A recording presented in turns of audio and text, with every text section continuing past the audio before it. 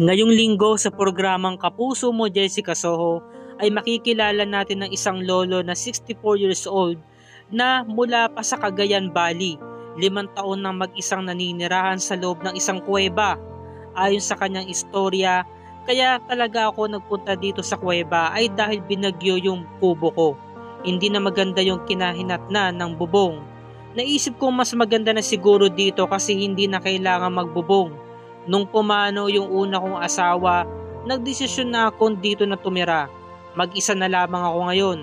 Sabi ko sa anak ko, mas mainam yata kung dito na muna ako sa kuweba kasi mas tahimik. May taniman naman ako ng mga gulay dito sa labas. Gawa naman na sa sako yung higaan ko. May ginawa rin akong higaan kapag tumaas yung tubig ng ilog, doon ako umihiga. Pero kapag lumilindol, ayun lang talaga ang ikinababahala ko minsan. Kung may makakatulong sa akin, gusto kong magpatayo ng bahay sa mismong tabi rin lamang sa anak ko. Eto ang mga isinalaysay ni Tatay Tomas na nakatira di umano sa loob ng isang kuweba. Bukas ng gabi mga kapuso ay mas makikilala pa natin siya.